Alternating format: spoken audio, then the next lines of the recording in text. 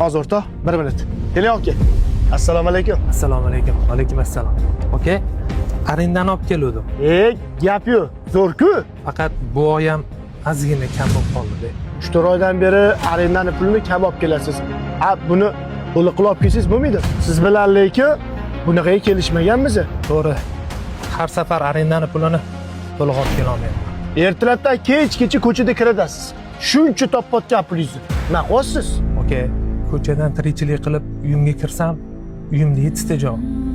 Yemay ichaman, ko'zimga termilib turadi. Endi ishlab arendamga orttiraman desam, ko'chada bilib-bilmay 2-3 ta shtrapga tushib qo'yapman. Undan keyin 3 ta bolam bor. Bittasini endi tuzatsam, ikkinchisi kasal bo'lib turadi. Dorixonaga kirsangiz, dorilar ham palam. Shulardan orttirib, arendani pulini kamroq bo'lsa ham olib kelyapman.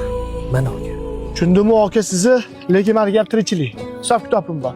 Keyingi safar qo'ldan kelgancha to'liq qilib olib kelishga harakat qiling. Lekin sizga kattakon rahmat. Tinchlikmi? Nimaga rahmat deyapsiz? Siz sabab bo'lib qora qozonim qaynayapti. Ko'chada oilamni avtobusda yoki taksida emas, mashinamda olib yuribman. Qisqa qilib aytganimda uzog'imni yaqin qilyapti. Mushkulimni oson qilyapti. Shunga rahmat aka. Mana ham oddiy bitta sababchiman. Mayli aka, yaxshi kunda ko'rishaylik. Xo'p aka. Mayli, sog' bo'ling. Sizlar nima fikrdasizlar? Rostdan ham shunaqa bir oy davomida ko'chada taksichilik qilib, hamma rasxotadan tashqari arendani to'lash qiyinmi? Kommentariyada fikrlar yozib qoldiringlar. Ko'chada taksi qiladigan akalar, oyi 15 yorug', 15 qorong'u. Xudo xohlasa hali hammasi zo'r bo'lib ketadi. Hey, gazini bosinglar.